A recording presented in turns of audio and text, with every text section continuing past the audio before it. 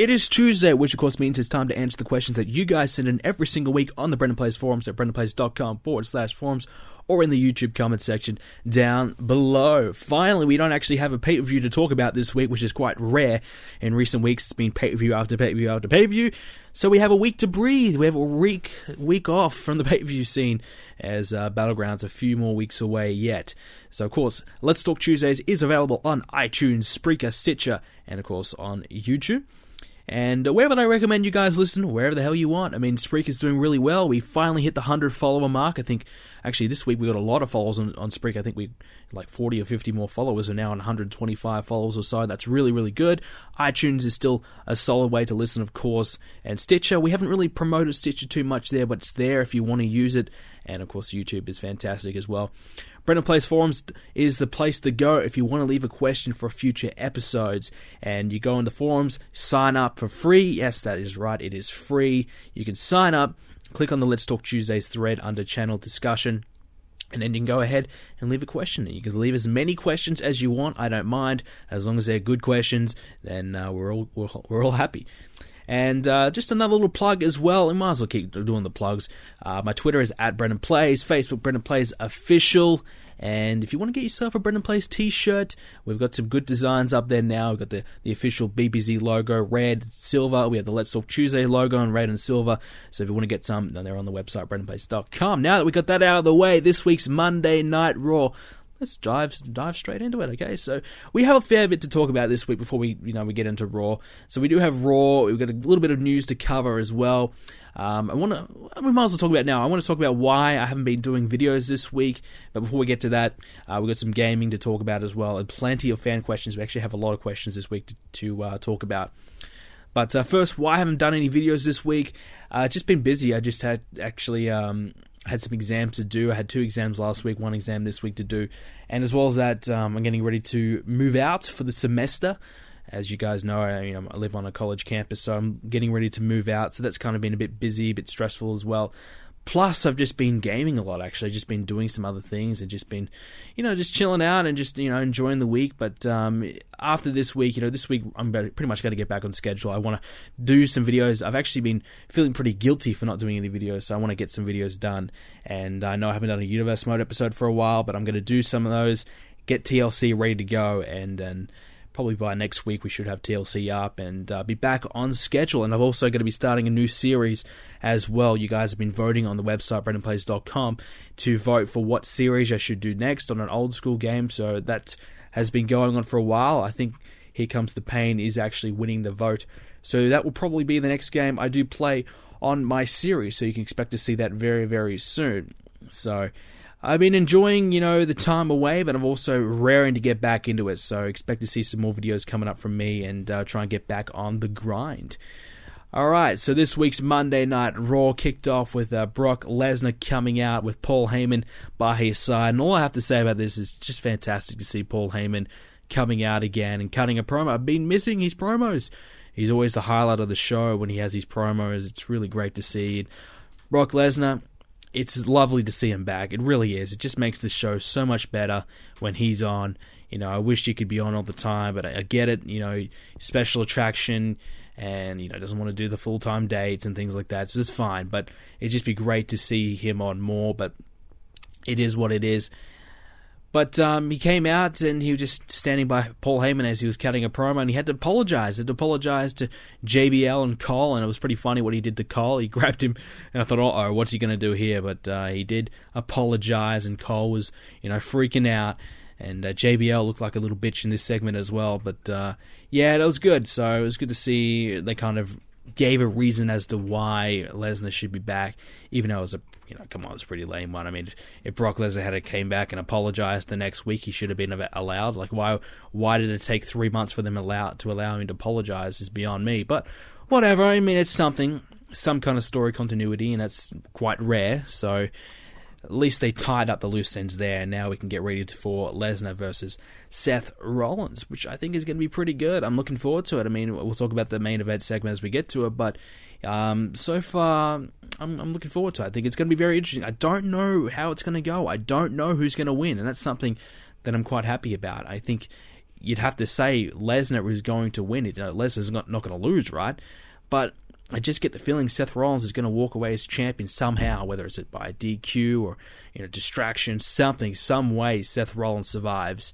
So I don't know, but it's certainly looking very interesting, and the build up towards it has been okay so far. And I think Battleground this year might actually be a decent pay-per-view. I think we might actually have finally a decent Battleground, because the last 2 years of Battleground have been awful, just awful. So hopefully this year's Battleground's better. We've obviously had a couple of 3 pay-per-views in a row that's had no build at all. So now a 4-week, 5-week build up towards the pay-per-view is very refreshing. And I actually was watching Raw this week, and I just kind of sat back thinking to myself, wow, we don't have a pay-per-view this Sunday. We can actually build up these feuds. We can have a few weeks to kind of get this one rolling. So it's really good. They've kind of already got the Battleground card basically set up. I think we've got 4 or 5 matches ready to go.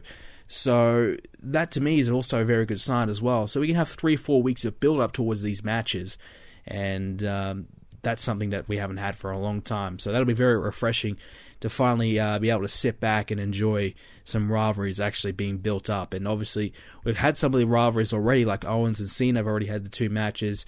So some of the rivalries are already set in stone, have already had a couple of matches towards, also the Primetime Players and the New Day have already had a match. So yeah, it's not too bad. I'm kind of looking forward to it, and Battleground I think might actually be a pretty good one this year, and probably one of the better pay-per-views in a long time. So considering Lesnar's going to be on the show as well, also definitely helps.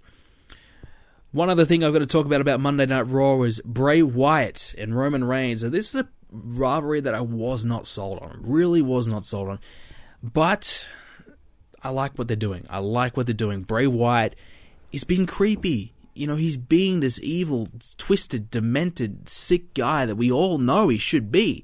Whereas recently he's been singing along, he's just been calling himself the new face of fear, and he hasn't done anything that's actually scary. Now he's finally doing something. Getting pictures of Roman Reigns' daughter, having a tea party, with the rocking chair, and then having all these pictures of Roman Reigns with the eyes and the mouth cut out on the wall. It's kind of creepy. That I was like, whoa, that's pretty fucked up. I was watching it, and I was like, wow, that's really weird. So I was kind of creeped out a little bit. So it's actually good to see Bray Wyatt's character doing something that's interesting, because we all know for a long time it's just been him coming out, cutting a promo, or him backstage cutting the same old promo. Not really doing much. You've just been stagnant. But I'm liking what they're doing with Reigns and Bray Wyatt, and that's refreshing, because I was actually very fearful about this rivalry. I just thought these two guys were just going to have a match just for the hell of it, and Bray Wyatt will, say a few words and, do his usual promo. It's going to lead to nothing. Look at Bray Wyatt and Ryback. That led to absolutely nothing. So I just was fearing that we're going to see the same thing, but we might actually see something personal. I would have liked to have seen Roman Reigns' daughter actually there. Bray Wyatt has captured Roman Reigns' daughter, and she's sitting there having a tea party with Bray Wyatt, and she probably thinks he's this nice guy, but we all know he's weird and twisted. So that would have been awesome, and that would have been like, holy shit, that rivalry would have got real started then, and that would have been awesome. But I just think they might be a little bit hesitant to do that, but. A kidnapping thing on TV, the WWE, how they're like, the PG thing. So that would be great to see, but I just don't see it happening. We would have seen it happen, if it was going to right there and then. But I definitely enjoyed this segment regardless. Moving on to Owens and Cena, another promo between these two. Always great between these two guys. And now the title match is official. The US title will be on the line. So I'm going to have to say Kevin Owens is probably going to walk out as the US champion. I think that's going to be the guy that Cena loses the title to. We all kind of wondered, where is this going to go? Who is finally going to beat Cena in these open challenges? And it seems like Kevin Owens might be the guy. And if Kevin Owens loses, where does he go from there? I'd have to say he's almost done. There's no way he comes back from that. There's no way, he just has this big rivalry to start off his WWE career and then loses. No way. So Owens, if he beats Cena, wins the US title, then have the 4th match at SummerSlam. Kevin Owens defeats Cena again, defends the title, and Cena moves on to something else, and Kevin Owens can be the US champion and hopefully they do something good with him and not just put, fucking Jack Swagger or Kofi Kingston and, Sin Cara, hopefully they actually give him some decent opponents and keep the US title relevant, because the US title in the last year has certainly been elevated quite a lot. I mean, Rusev, I thought he had a good title reign. It's Cena now, he feuded with Rusev, now Cena with the title has certainly elevated the US title. I think it's above the IC title at this point. I mean, certainly on the match positioning on the card is certainly above the IC title, when it's always been the other way around, the US title being useless and the IC title having a tiny bit of credibility left in it. But not to say the IC title is doing bad, though. I mean, Ryback, I think, is doing quite well as Intercontinental Champion. I'm going to segue that into that now. I'm actually kind of somewhat surprisingly enjoying the Ryback and Big Show rivalry. I mean, I know The Miz is meant to be there somewhere. Where was he this week? I don't even know. But I like Ryback as the champion. I think he's a good champion. I think it's been a long time coming, and I'm a big fan of Ryback. You guys know that. I'm a huge fan of Ryback. So seeing him with the title belt is fantastic. I always felt as though they should have gave him a mid-card title belt before they tried to rush him into the main event. Obviously at the time in 2012, their hand was kind of forced, so they had no other choice. They kind of backed into a corner with Ryback, and unfortunately it went down the way it did. But if that never happened, I honestly felt as though they probably would have gave him the US title, and they would have had him hold the belt for probably 6 to 12 months, and have him hold the belt for a long time and just have him beat the shit out of everyone and just look like this unstoppable monster. Then you build him up to perhaps a Royal Rumble victory or something along those lines. You build him up towards a big title match, and then you I guess similar to Goldberg, had the big streak that he was going on, and wins a mid-card belt and then moves into the main event and wins a major title. But it just didn't happen like that. But now he's beatable. He is beatable, and I think that's a good thing. You want to be beatable because, as a babyface, you want to be getting beat up. You get beat up, the crowd will be sympathetic for you. John Cena does that in some kind of way. He does get beat up a lot, but he always ends up winning. As Ryback, we probably don't really expect him to win every single match at this point, but if he does get beat up, we kind of expect him to come back from it. But I've got to say, though, I like Big Show on commentary. I honestly think Big Show, if they want to keep him around, I think a color commentator would be a decent spot for him. I actually really enjoy him on commentary. I think he's entertaining. So, I mean, Byron Saxton, by the way, he sucks. Byron Saxton, oh my God, he's a horrible commentator. He's just dreadful. I mean, he just offers nothing. I mean, he's been better, though, like, obviously in the, not in the play-by-play spot. He's better at where he is now. Trying to force him as the solo man in the play-by-play was just a horrible idea a few months ago. At least they're doing something a little bit better with it now. Obviously Booker T doing the Tough Enough thing. And by the way, Tough Enough coming out tomorrow, so I'm really looking forward to that. Obviously Tuesday for you guys, but that'll be really good. I'm going to definitely be watching Tough Enough. And I don't know, I don't really have any predictions at the moment. Everyone, it's hard to really kind of have a favorite. Obviously I watched the knockout thing. I wanted the Big O to be in it. I was really disappointed to see him not make it, but whatever. So I don't really have any favorites at the moment. I guess the only guy that I could actually remember is the kind of the big guy with the accent, who's you know what I'm talking about, the blonde guy, the crocodile guy. He's the only one I can recall. I know there's an Australian girl in there as well, so maybe I'll cheer her on. But yeah, I mean, there's really not much to really say about the other competitors. I just don't know any of them yet. None of them really kind of stood out to me in the training. So, and also in that as well, I believe like some of the people who got through, they didn't really get much airtime. They didn't really get much said about them whilst during the training. They kind of focused on the disabled guy, the guy with the leg, fighting through, and the great story that he was. They didn't really focus on some of the contestants that actually made it to the final, so I guess that kind of leads towards having their story being played throughout the show itself.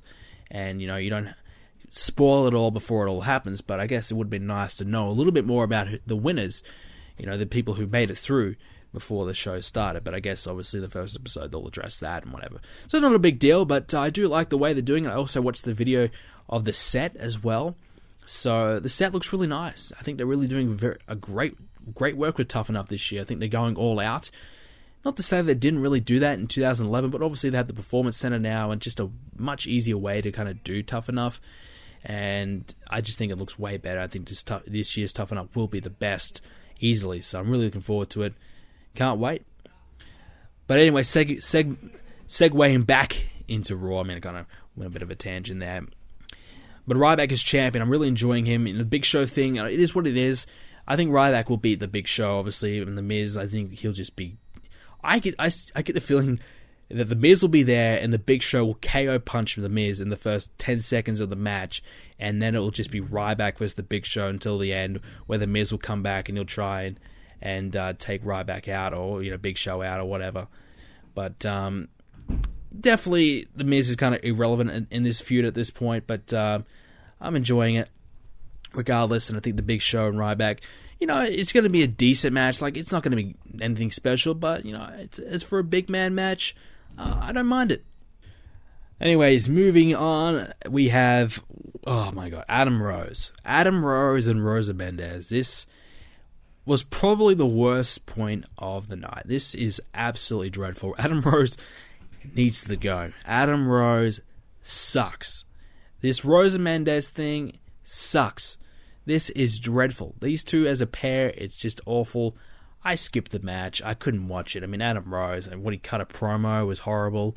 Him and Rose, it just does not work.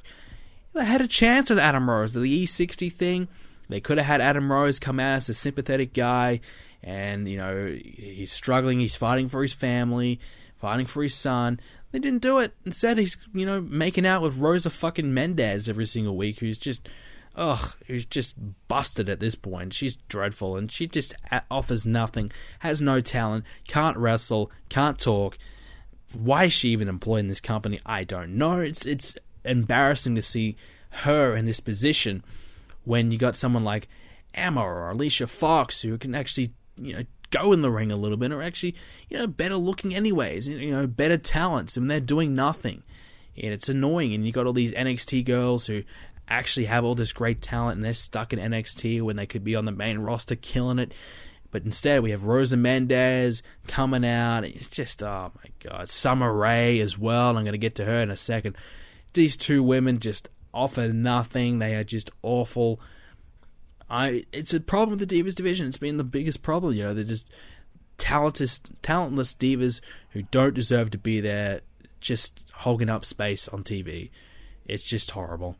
And Summer Rae, they're teasing Summer Rae and Rusev together. If that's the case, Rusev is absolutely done. Anything Summer Rae goes near is dreadful. Summer Rae sucks. She's horrible. And she's not good looking in my opinion. She just offers nothing. Her acting is awful. Sucks. I know I've been getting a lot of criticism by you guys saying I've been so negative, but I gotta be negative when things suck. When it sucks, I'm gonna say it sucks. And Summer Rae, she's horrible. She just sucks. And Rusev, well, I really do like Rusev. He's great. I think Rusev should have been in the main event by now. Should have been elevated. Obviously had the injury. I feel as though if Rusev didn't get injured, I want to hope that Rusev would have won Money in the Bank instead of Sheamus. I really hope so. Probably wouldn't have happened. They seem to have a hard-on for Sheamus for whatever reason. But Rusev, it's just sad to see where he is right now. Injured, and he's just getting punked out every week by, getting annoyed that Lana's with Dolph Ziggler, which, by the way, Lana and Dolph Ziggler is not working either. You can't have Lana come out with Ziggler every week looking how she does when she was with Rusev. You got to have Lana slowly transition into a normal woman, a normal American woman, slowly transition her, and then you can have Rusev be more frustrated that Lana's turning into one of them. Not hard to do. I guess they might start to do that when Rusev is getting more medically cleared. I don't know what his condition is and how far away he is from returning. I don't think it's going to be that far away. I think maybe in a month or so he might be back. So maybe they'll just have Lana coming out with Ziggler, but they should start to slowly transition her. I mean, Rusev, he's there every week.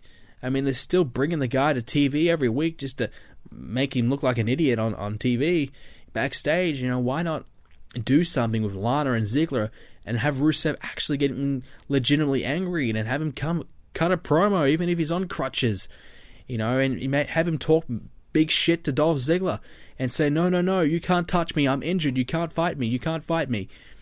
And then have Dolph Ziggler get pissed off that he can't fight and defend Lana whilst Rusev is ripping her to shreds.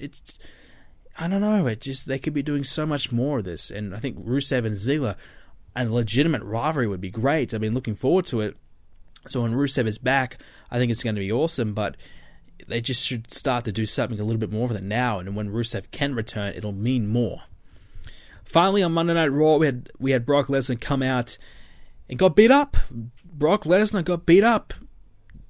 Seth Rollins, Kane, and one half of J&J, Joey Mercury, assisted in taking down Brock Lesnar. I mean, the rumor is Jamie Noble was injured. I mean, when he got drilled into the barricade ringside, he was legitimately injured. They called up the X, and they said, look, he's hurt, and they got him out of there. So that's why he wasn't in the ring at the end. I was wondering what was going on there. I was like, where's Jamie? I mean, obviously he got hurt, but he's selling the injury like hell. I mean, Jamie's a former cruiserweight champion. Damn it, he should be able to get up from a move like that after 10 minutes. So I was just wondering what the hell's going on there. And they beat Lesnar up for quite some time. It was quite a long segment, a long beat up, and I guess a beat down, I should say. And I guess it had to be to make it believable. And 3 guys on one to beat Lesnar. And Lesnar really, for a lot of the time there, I thought Lesnar was actually going to get the better of it. But, the Kane finally choke slamming Lesnar, taking him down, and Seth Rollins picking up the pieces. I guess you could say the Kane probably looked better than Seth Rollins in this segment, but Seth Rollins got the win in the end, and I guess it teases that the Authority are on the same page again to try and take down Lesnar. And it just makes you wonder, why would they make Lesnar come out in the first place if they're worried about Lesnar taking the title off Seth Rollins? I don't know, but whatever. So Lesnar can get beat. He can get beaten down. It just takes choke slams and 3 guys and pedigrees, which, by the way, the pedigree was awful. It looked terrible, so they need to sort that out before their match. If that is, of course, if Seth Rollins gets the chance to put one on Lesnar, which I think he will, and Lesnar will kick out. But yeah, so they need to sort that out. Really, the curb stomp, I thought Lesnar sold the curb stomp great. I wish they'd bring that back. I mean, the pedigree just doesn't look good, especially when you're doing it on Brock Lesnar, and he's just an absolute beast and just so much bigger than Seth Rollins. It just looks kind of weird. Seth Rollins looks like a tiny little boy next to Brock Lesnar, so it just kind of looks a little bit weird, but whatever. So I enjoyed that. I think it's good to have Seth Rollins beat up Lesnar. It makes it believable that Seth Rollins might actually be able to beat Brock Lesnar, because everyone's thinking Lesnar is just going to come in there and kick Seth Rollins' ass.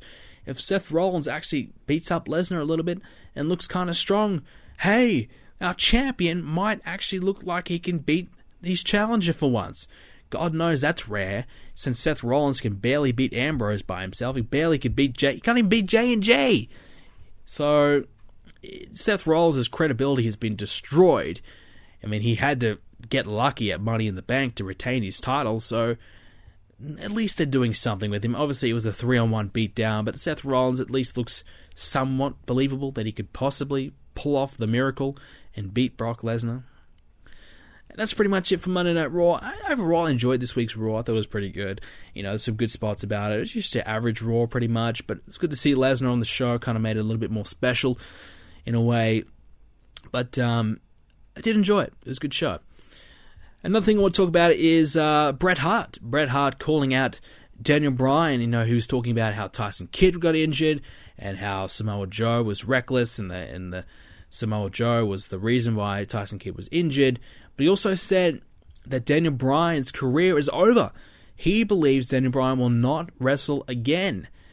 And I just want to touch on this a little bit. I mean, Daniel Bryan, I'm not the hugest fan of him. I like the guy to a degree. I'm not, his number one fan or anything, but he's alright. But I don't want to see the guy injured. I mean, they're really wasting him right now. Him not being on TV, not doing anything, is being wasted. Obviously, he's now a tough enough judge, so that's fine. So he's doing something there, but I still think he should be on TV, whereas it's a manager role, backstage, anything. Just let him do something. because he's so popular, he's so over. You're just wasting that. He could easily be the commissioner, and he could go against the authority, and it would work. But then just not doing anything with him. But it seems as though it's likely that his career may or may not be over. Bret Hart does think it is over, and Bryan won't wrestle again. I think Bryan will wrestle again. I just don't think it will be this year, and I think Bryan has to really seriously consider his career, consider his health. If he rushes back again like he did last time, it will be the last time he ever wrestles. Bryan needs to take his time, get the proper surgery. None of this voodoo, greeny, hippie crap that he's been doing. Needs to do a proper surgery, get himself fixed up, healed up, take an extra 6 months than what he really needs, and make a slow transition into the ring. And when he comes back, don't be taking German suplexes on your neck every single night. And the WWE as well, they really need to stop him wrestling on so many house shows as well. I would limit his schedule a little bit. Just have him wrestle on Raw. Don't make him do SmackDowns. Just have him on Raw and, 1 or 2 house shows a week. Don't make him work every single goddamn night. Don't overwork the guy, otherwise you will lose the guy. What's better? Having the guy for an extra 5 years, or, burning him out to the point where he has another 1 or 2 years left in him. I would keep him going for the 5. So they need to really consider what they're going to do with him if he does come back into the ring. I think it's kind of like a Shawn Michaels thing, but it's obviously a different injury. But Shawn Michaels, he came back after a few years. I don't think it's going to be that long, but I think Bryan will come back after a year or so, maybe 2 years. He will be back. I just hope that he can come back and doesn't have to completely limit himself. He can come back and be the Daniel Bryan that he's always known to be. And a lot of questions have been asked, if Bryan does he come back? Is he going to get a push? I doubt it. I think he'll be in a good position, and they'll make his comeback big, but I don't think they'll give him the belt. I don't think they're going to give him the top spot. I think he might feud for the belt, but I don't think he's going to win it. So I think maybe he'll win the Royal Rumble. Maybe, I don't know. But Daniel Bryan, I just think at this point, it's just a huge risk, and I think the WWE aren't going to take the risk on him. Why would they? He's been struggling, struggling to keep healthy. So why would you take the risk on a guy who's just not 100%? And that's pretty much it for the opening segment of the show. And we'll get into a little bit of gaming. So what is Brendan playing this week? What am I playing? I've been playing a lot of games this week. And this week has been a really fun week for me. Because on the forums on brendanplays.com/forums, myself personally, I started a trophy contest. As you guys know, I'm a big trophy hunter. So I went ahead and I had a spur-of-the-moment idea. I've been involved in trophy hunting contests on other forums in the past. It's been a lot of fun. A lot of fun. But I felt as though nobody on my forums really trophy hunts. And that's true. Nobody really did. But I felt as though I could encourage them to play their games, finish games that they haven't really gotten around to finishing or haven't been bothered to finish, and collect trophies while they're doing it. They can experience the games that they've got, play the games they've got, and go ahead and earn these trophies when they haven't really gone ahead and tried to do it before. So a bit of a new experience for them, and something fun for me to host and organize and be a part of.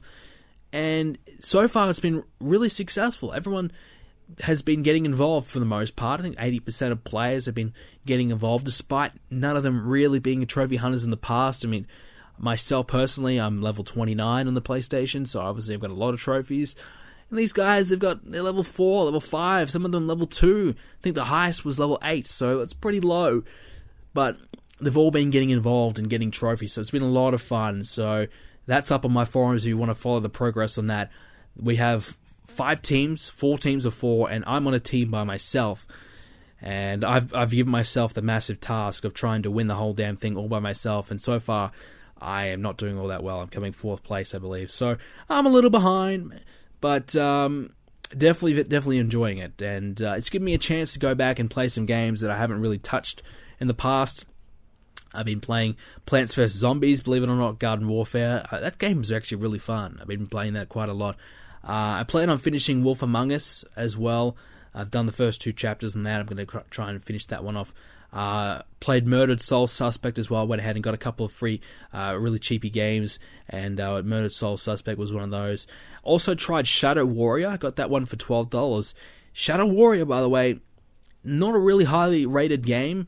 Flew under the radar quite a lot, but my God, it's really fun. Shadow Warrior is one of those kind of comedy, really fun shooter slash 'em up games. It's just so fun. Just doesn't take itself seriously, but I like those kind of games. It's kind of like Duke Nukem, where it doesn't take itself seriously. It's not to that scale, but it's certainly very, very fun to play, and I really, really enjoy it. So if you're looking for a cheap game, Shadow Warrior, I think definitely should get it, and lots of fun. So I definitely enjoy that one. What else have I been playing? I think that's really just about it. And, I'm getting a month off at, I finished my last exam this week, so I'm officially on a holiday break. So I'm going to have about a month off, and I get the opportunity to play some games and try and finish up some games. So probably in my month break, I'm still doing the trophy contest, by the way, going for 8 weeks, so I'm going to be trying hard to get some trophies. But I'm hoping to maybe finish The Witcher. I'm still considering getting Elder Scroll Online. I'm very, very tempted still. I know the new Batman is out. I'm not going to be getting that, but got a lot of games to play, and I'm kind of stuck on what I want to go next, where I want to go. But lots of games to play and lots of trophies to earn. So I'm really looking forward to doing that. But definitely the trophy contest on the forums is kind of just been a lot of fun to play and get involved, and we've been trophy hunting together as well. There's 16 players, 17 players into the contest, and a lot of us have been playing together and documenting our progress. So that's really fun. That's really cool to do. So if you ever get the chance to be involved in something like that, whether it's achievement hunting or trophy hunting, give it a go. You might like it. It's really fun, and I think it's one of my key reasons why I've been gaming and get so many games, because I do enjoy the trophy hunting, and I do enjoy playing games and achieving something in it. Not just finishing the game for the story, but finishing it for the sense of achievement by getting those trophies, and you know how it is. So lots of fun there, and I really do enjoy that. And that's pretty much all I've been playing this week. So like I said earlier in the show, we do have a lot of questions we want to answer as well for this week's fan questions. And, of course, if you want to leave a question for future episodes, please do so on the forums at BretterPlays.com/forums. Sign up free, and you can do that there. Also in the YouTube comment section as well, on the latest YouTube video, that is Let's Talk Tuesday. So on this video, leave questions for this week's Let's Talk Tuesdays, and I'll go and get them and answer them up. So the first one for this week comes from Jack Miller. He's actually going to have a few questions this week. His first one is, do you think Cody Rhodes should return to pay tribute to Dusty? I think they've kind of missed the trick here. I mean, Dusty Rhodes, tragic death. They should have dropped the Stardust thing, brought back Cody Rhodes. I know Goldust is kind of injured at the moment, so that's fine.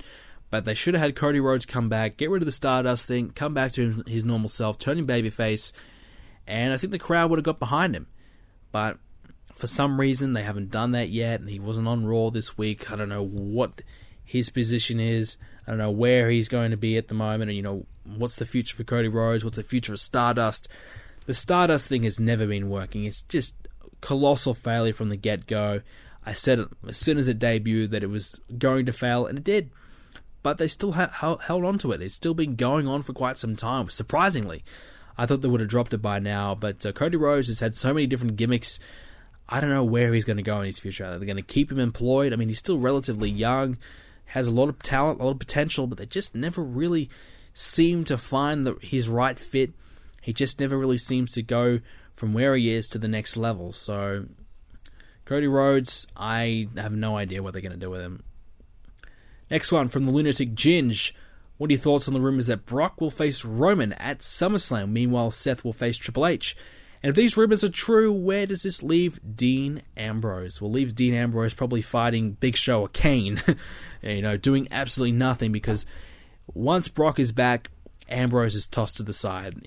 Ambrose, he's just a filler guy. He was just there to fill in the couple of months until Brock was back. We all knew that. I honestly believe if Brock was not going to come back, Ambrose would have won the title. But because Lesnar was coming back, they needed a heel to face Lesnar, and obviously they already had the Seth Rollins and Lesnar rivalry. They had the seeds planted for that, so this is always going to happen. But I don't know where Dean is going to be. I think he'll just be in a mid-card match, probably facing Kane. which I'm assuming he's going to face at Battleground. So they might just have another match, or maybe he's in a tag team match, Battle Royal. I don't know, probably doing nothing. Seth Rollins and Triple H, I can see it happening. I think if Seth Rollins loses his title, then I can see it happening. But he'd have to lose the title. I mean, if he doesn't lose the title, what is it going to be? Seth Rollins versus Triple H for the belt? I don't know. I mean, I don't think that'd be good. I don't think that's a good decision. But I think a Seth Rollins versus Triple H match would be great. I'd definitely like to see that. So that would mean if Seth Rollins does lose the title, obviously Lesnar would be the champion facing Roman Reigns, and I don't know how they get there. I don't know how they get there from here. I mean, Bray Wyatt, Roman Reigns, how does it get from Bray Wyatt to Lesnar? Would Roman Reigns have to turn heel? I don't know. I don't know how they get there. So whilst these rumors sound promising on paper, how do they get there? And is it the right decision? And if they don't do this, then what's the plan for SummerSlam? Rollins versus Reigns versus Lesnar? Triple threat? I don't know. I mean, I have no idea. By the way, I was really surprised that Ambrose didn't come out to help Lesnar as well on Raw. Considering that Seth Rollins interfered in Ambrose's match, and Kane kind of was screwing around with Ambrose as well. I was surprised Ambrose didn't come out and give Brock a hand. I know that would have been kind of weird, but I still think storyline-wise, I mean, Ambrose was screwed over by Seth Rollins and still hates Seth Rollins. I mean, he all of a sudden doesn't just dislike him. So it's kind of weird. I don't know. Another one from Jack Miller. Who do you think will be the next breakout star, excluding Kevin Owens? Finn Balor, for sure. Finn Balor, once he gets on the main roster, he'll be a big deal from the get-go. He'll get the Kevin Owens treatment where he's just pushed straight into the main event, for sure. I mean, Neville, I never really thought he was going to be anything special. I mean, he's great talent, whatever. But I knew he wasn't going to be a main event guy. I know he's going to be probably an IC champion, and I think that'll probably be as far as he goes. Sami Zayn, I feel the same. But Finn Balor, I think, could be a main event guy. I think he could be legitimate. I think he could be the guy. So when he comes up, he's going to be a big deal, and it's going to be very special. Hopefully. As long as they don't screw it up. Next one from the Roman Predator. What do you think the WWE will do with Sheamus now he's Mr. Money in the Bank? How long do you think it will be until he cashes it in? It can't be for a while because Sheamus is so irrelevant at this point. He just needs to build up some credibility and believability that he could be a world champion. Some people saying he's going to cash in. We're going to see Brock versus Sheamus. That'd be awful. I really hope not. Sheamus is no way in hell anybody could believe that Sheamus could beat Brock Lesnar. No way. Sheamus versus Seth Rollins, I really don't care for that either. So I think Sheamus won't cash in until maybe October. And hopefully by then he's somewhat decent, but he's still a mid-carder at this point, in my opinion. Next one comes from Callum Martin. Since the start of 2015, including house shows, Roman Reigns has had 34 matches with Big Show, and Roman has won 33 of them. Your thoughts? Thank God. And by the way, that is probably 33 too many. 33 too many. Would have liked to have seen this match once, perhaps on pay-per-view, and that's it. But we saw it every goddamn week. Awful. 33 too many, but thank God Big Show wasn't winning them. Another one from Jack Miller. How do you think Eric Rowan's injury will affect Luke Harper? Well, it seems as though these two guys were just about to get a push towards the tag team titles, starting to really get going, and things are looking good for these two guys. Now Rowan is injured. Don't know how long. I haven't looked into it, but it's sad. It's sad to see when these guys are just about to get going and starting to push and looking good. It's going to be squashed. It's gone. So injuries suck. They really do. But hopefully Rowan recovers quickly, and we can see Eric Rowan and Luke Harper challenge for the tag titles soon. Reality. He asks, do you think Roman Reigns might turn heel at Battleground and attack Brock Lesnar and have Seth Rollins retain the title? Look, a Reigns heel turn at this point it just wouldn't mean as much. I mean, Reigns as a heel would be great. Reigns screwing over Lesnar, I think that would get him heat. I think people would be pissed off at that. I mean, people still aren't sure, though. Is Lesnar a babyface? Is Lesnar a heel? He does some heelish things, but people cheer for him. So I don't know. I don't even know where Lesnar stands at this point, so I don't think many people do either. So Lesnar's kind of confusing at this point, so maybe Reigns turning on Lesnar isn't the best decision. I think Reigns should have turned on Ambrose. That would have definitely worked, but it seems as though they decided to go against it. I still think that they're so stubborn on Roman Reigns that they're just going to keep going with Reigns and Reigns and Reigns until eventually they have no other choice but to turn him heel. That it's just doing nothing's working at all except for a Reigns heel turn. This one is from Smith. Don't you find it weird that half of each tag team seems to be getting injured? How does this affect the division, and what could the WWE do to solve this problem? Well, we've got one half of the Usos, we've got Tyson Kidd, and now Eric Rowan. It is weird. 3 out of 3 tag teams are now half injured. And what can you really do with the other 3? What can you do with the other half? There's not much. Put them back as singles. I mean, they're doing a little bit with Cesaro, but what else can you really do? You have to keep them as a tag team. I don't know. It kind of depends on the length of injury, and there's really not much you can do about injuries. Injuries are going to happen. These guys get overworked so much. I'm surprised more injuries don't happen. I'm surprised more of these guys don't get injured. So injuries have been happening quite a lot this year. We've got Rusev, we've got Rowan, we've got Kidd, we've got one of the Usos. Who else have we got? I mean, I don't know. Sami Zayn as well. So Hideo Itami is just a few names off the top of my head. I'm probably missing a few, but yeah, so many injuries are happening. It's a bit of a problem with the WWE right now, but I don't know. What can they really do to fix it? I mean, lessen the schedule, make things a little bit easier, let these guys recover a little bit more. Don't, give them time off. That's really about it. But, the Usos and Cesaro and Kidd were looking good, and now all of a sudden that's kind of been squashed, and now Eric Rowan and Luke Harper, they were just about to get the push now, and now they're in trouble. So I don't know, maybe we'll see Primetime Players versus the New Day quite a lot, because other than those 2 teams, who the hell else is there? The Ascension? So there's really Los Matadors, there's really no one else. Lucha Dragons haven't been relevant at all. They've done absolutely nothing with them, so they're lacking tag teams. It's really a bit of a problem with the tag team division right now. This one's from Flynn. What are your opinions on Ziggler and Lana, and do you think they will amount to anything? Like I said earlier on, these two just aren't a fit. They're just not doing anything with them. They need to do something. All they do is have Lana come out and kiss Ziggler every week. Who cares? Why? Why are these two together?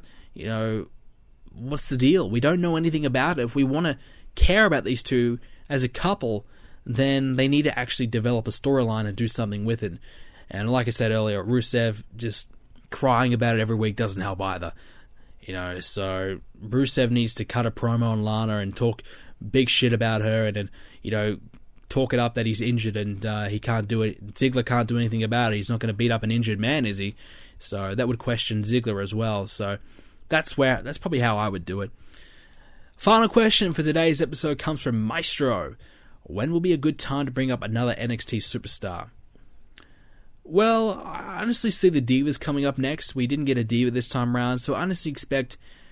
I think a lot of people have kind of been wondering, will they do like a 4 horsewomen thing with the Divas, with the NXT girls? I think that's a good decision. I'd like to see that.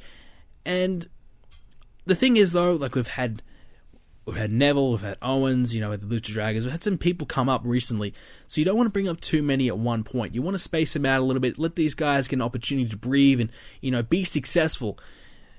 They really haven't had that chance yet. So I would probably be waiting until, around Survivor Series, maybe debut someone then, give them a few months to get going before WrestleMania season starts. And, who that would be, I would probably bring up women next. Although Finn Balor, I'd like to see him get up there. But I don't know what they're going to do with him yet. I don't know where they kind of stand with him. But, yeah, I mean, at the moment, you got to be doing something with these NXT girls. You can't have them, wasting away in NXT for too much longer, because the division is really, really lacking. They need to do something with the Divas division ASAP before it just gets even worse. Because other than Paige, who the hell is going to feud with Nikki Bella? They really have nobody. It's a perfect time to bring up some Divas. Maybe they might do it after SummerSlam. Alrighty guys, that will do it for this week's edition of Let's Talk Tuesdays. If you did enjoy it, please do hit the like button on the video, or make sure you follow the show on Spreaker as well. We are on iTunes, so if you want to leave a rating on iTunes, please do so. It would help spread the word about the show. Keep the support coming, guys. We are doing really well on Spreaker, so I appreciate you guys following the show on Spreaker and liking the shows on Spreaker as well. And keep the questions coming. So if you have a question, let me know. Let me know in the comment section. Hit me up and at BrendanPlays.com/forums or in the YouTube comment section of the latest Let's Talk Tuesday video. Leave a question and I'll try and get to it next week. Thank you guys so much for listening in for this week's edition. I apologize once again for the lack of uploads. Expect to see those videos coming up in the coming weeks. I'm going to get back on schedule, get back on track, get back on the grind for you guys. And we've got a lot of good videos coming up real soon. Like I said, new series is about to start, so things are going to be pretty exciting. So make sure if you haven't already, hit the subscribe button. And I'll see you all next week. Thanks, guys.